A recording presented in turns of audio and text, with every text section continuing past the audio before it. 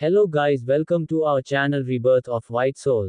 Chapter 373 मोक्ष का पॉजेसिवनेस अनजान इंसान। उसने रुद्रांश को एक हाथ से उठाया और ले जाकर रुद्रांशी की दूसरी तरफ बेड पर छोड़ दिया और बोला, अब वही सो जाओ और मेरी प्रिंसेस को डिस्टर्ब मत करना। रुद्रांश आंखें फाड़े अपने डैडी को घूर रहा था। उसके डैडी की हिम्मत कैसे हुई उसे मोम से अलग करके यहाँ इस तरह से फेंकने की। वो उस बेड पर उठकर बैठ गया। ये क्या किया एंड हब्बी? अगर रुद्र आज हमारे पास सोना चाहता है तो सोने दीजिए, ईशानी ने कहा तो रुद्रांश की आंखों में चमक आ गई।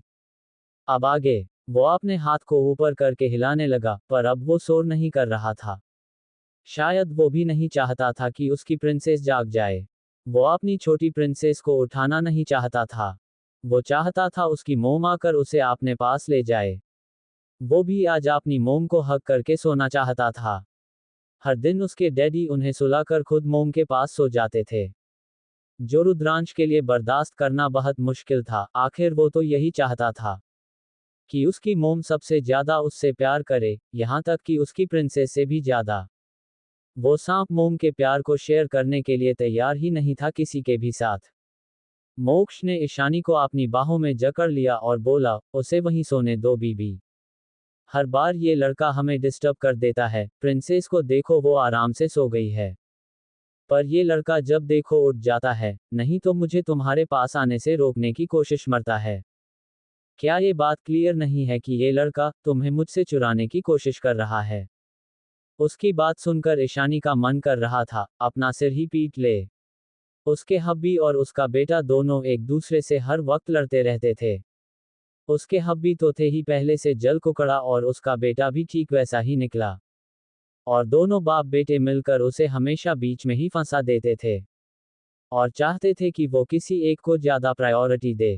तो रुद्रांश के होने के बाद उसके हब्बी भी रुद्रांश की तरह जैसे बच्चे ही बन गए थे। ईशानी ने अपने बेटे को देखा तो बेड की बैरियर स्टिक पर अपने हाथ से कसकर पकड़कर खड़ा था और अपने डैडी को घूर घूर कर देख रहा था।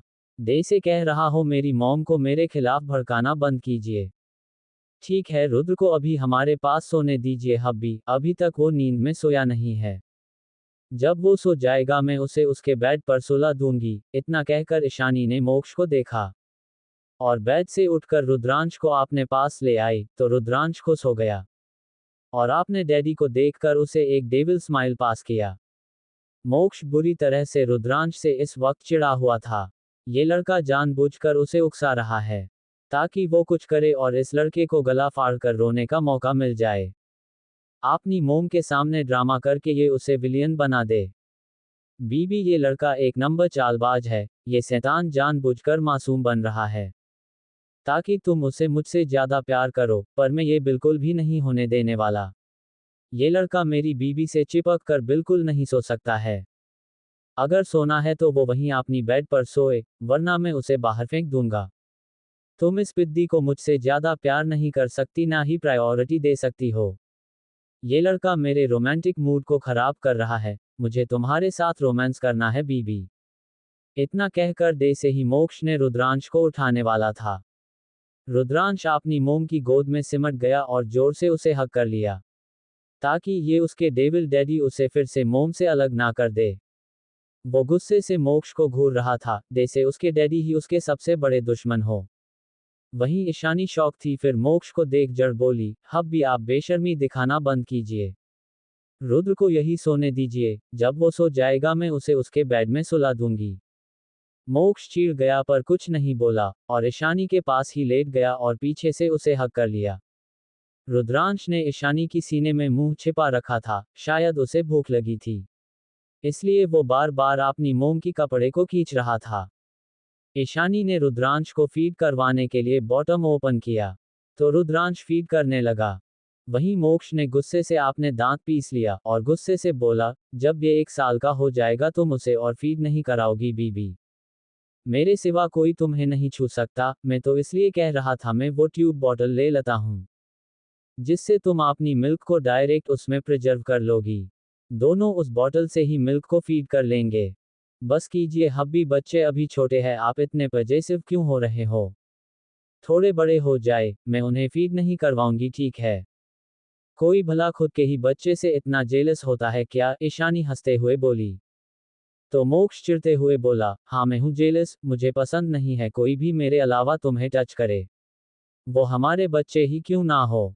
ईशानी ने गहरी सांस लिया, वो अपने हब्बी को और नहीं समझा सकती थी, जो उसके लिए पूरी तरह से पॉजिटिव था। ईशानी ने गहरी सांस लिया और बोली, ठीक है, जब दोनों बच्चे 1 साल के हो जाएंगे तो मैं उन्हें डायरेक्ट नहीं, रात को भी सिर्फ बॉटल से फीड करवाऊंगी। अपनी बीबी की बात सुनकर मोक्ष ने भी खुद को शांत किया और बोला, ठीक है। पर वो अभी भी रुद्र को घूर रहा था, जो फीड करते हुए भी तिरछी नजरों से उसे ही देख रहा था। जब मोक्ष को अपने हाथ में थोड़ा सेंसेशन महसूस हुआ, जैसे कोई चींटी उसे काट रही हो, तो उसने देखा रुद्रांश अपने छोटे छोटे हाथ से उसकी हाथों पर चिकोटी काट रहा था। मोक्ष ने गुस्से से उसे घूरा, फिर उसके हाथ को झटक कर अपनी बीबी को हक करके सो गया। ऐसे भी उसका मूड इस लड़के की वजह से पूरी तरह से खराब हो गया था। वहीं रुद्रांश भी थोड़ी देर में फीड करते हुए सो गया। ईशानी ने उसे अपने पास ही सोने दिया। रुद्रांश ने अपनी मोम की नाइट सूट को कसकर पकड़ा हुआ था, जैसे उसे डर हो कि कहीं उसकी मोम उसे खुद से दूर ना कर दे। ईशानी ने गहरी सांस लिया और सो गई, और वो कर भी क्या सकती थी। एक तक उसके हब्बी ने उसे जकड़ा हुआ था, दूसरी तरफ बेटे ने जकड़ा हुआ था। दोनों जोंक के तरह उससे चिपके हुए थे। उसे ऐसा लग रहा था जैसे उसकी लाइफ पूरी हो गई है। उसने रुद्रांश की बेड की तरफ देखा, वो आराम से सो रही थी। आज शायद दिन भर मस्ती करके बहुत थक गई थी, इसलिए आज वो उठी नहीं, लाइट ऑन रहने पर भी। वहीं दूसरी तरफ एक क्लब में तरुण ने बैठकर ड्रिंक कर रहे था, तभी उसके पास एक आदमी आकर बैठ गया। क्या हुआ उस मोक्ष राजवंश ने तुम्हें मारकर हॉस्पिटल में भर्ती करवा दिया। इतना कहकर वो इंसान अजीब तरह से हंस पड़ा। तरुण को उस इंसान की बात सुनकर गुस्सा आ रहा था। उसने सामने देखा जहां एक 35-36 साल का आदमी मास्क लगाए बैठा हुआ था।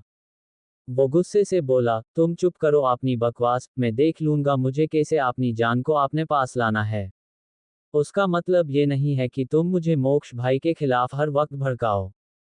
भले ही मैं मिस ईशानी से प्यार करता हूं, पर इसका मतलब ये नहीं कि मैं उनके साथ जबरदस्ती करूं, या मोक्ष भाई को मारने की और बर्बाद करने की कोशिश करूं। मैंने उन्हें हमेशा अपना भाई माना है, मैं उन्हें कभी हार्म नहीं कर सकता। तरुण इस वक्त बहुत नशे में था और उसे सामने बैठे इंसान पर गुस्सा आ रहा था, जो उसे कुछ दिन से बस भड़काने का काम कर रहा था। उसकी बात सुनकर सामने बैठा इंसान हंसते हुए बोला, हार्म नहीं कर सकते। पर क्या वो तुम्हें अपना छोटा भाई मानता है, जैसे तुम उसे अपना बड़ा भाई मानते हो? देखो उसने तुम्हें कैसे कुत्ते की तरह मारा है। अगर वो तुम्हें भाई मानता तो वो तुम्हें अपनी बीबी को दे देता। वैसे भी वो मोक्ष तो सिर्फ बिजनेस कार्य है, प्रॉफिट उसके लिए सब कुछ है। वो तो अपनी बीबी को थोड़ा भी प्यार नहीं करता है। उसने तो उस लड़की से जबरदस्ती शादी किया था, वो उसे कोई प्यार नहीं करता है।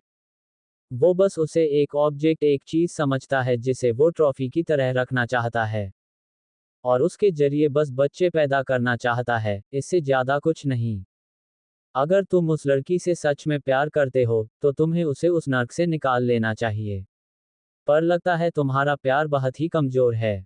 बस करो, तुम हो कौन? हाँ, तुमने अभी तक ना तो मुझे अपना नाम बताया, ना ही मुझे अपना फेस दिखा रहे हो। मैं कैसे तुम्हारे बात पर यकीन करूं कि मोक्ष भाई ने ईशानी से जबरदस्ती शादी किया है और उसे टॉर्चर कर रहे हैं? तुम्हारे पास तो कोई सबूत भी नहीं है।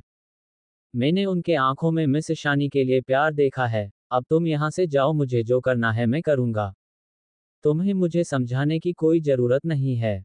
तरुण ने गुस्से से ग्लास को पटक दिया। तो वो आदमी हाथ ऊपर उठाते हुए बोला, कूल कूल बॉय, इतना गुस्सा किस बात का? मैं बस तुम्हें एडवाइस दे रहा था, अगर हम किसी को प्यार करें तो उसे हर हाल में हासिल कर लेना चाहिए। उसके लिए चाहे हमें शाम, दाम, दंड, भेद सब कुछ यूज क्यों ना करना करे। और मुझे लगा तुम उस लड़की से सच्चा प्यार करते हो। अगर तुम्हें उस लड़की से सच्चा प्यार नहीं बल्कि सिर्फ अट्रैक्शन है, तो फिर कोई बात नहीं, तुम्हें उस लड़की को भूल जाना चाहिए। उसकी बात सुनकर तरुण चुप हो गया। अट्रैक्शन नहीं, नहीं ईशानी उसकी डिस्ट्रैक्शन नहीं हो सकती। वो उसके लिए उसका सच्चा प्यार है। वरना पहले भी तो उसने कई सारी खूबसूरत लड़कियों को देखा था। पर वो कभी भी उनके तरफ अट्रैक्ट तो नहीं हुआ था, जो वो ईशानी के लिए भी प्यार को अट्रैक्शन मान ले। वो आदमी उठा और वेटर को इशारा करके वहां से तरुण को बाय बोलकर वहां से चला गया। वही वो वेटर ने जल्दी से एक ड्रिंक का ग्लास तैयार किया और उसमें कुछ मिलाकर तरुण को लाकर दे दिया। तरुण भी ड्रिंक को लेकर पी गया। वो यहाँ 3 दिनों से लगातार आ रहा था और हर बार यही वेटर उसे ज्यादातर ड्रिंक सर्व करता था। सुबह का वक्त जैसे ही मोक्ष और ईशानी उठे, उन्हें रुद्रांशी की गुस्से भरा चेहरा नजर आया, जो उन दोनों को देख रही थी या यूं कहे कि घूर रही थी। वो अब लगभग रोने ही वाली थी।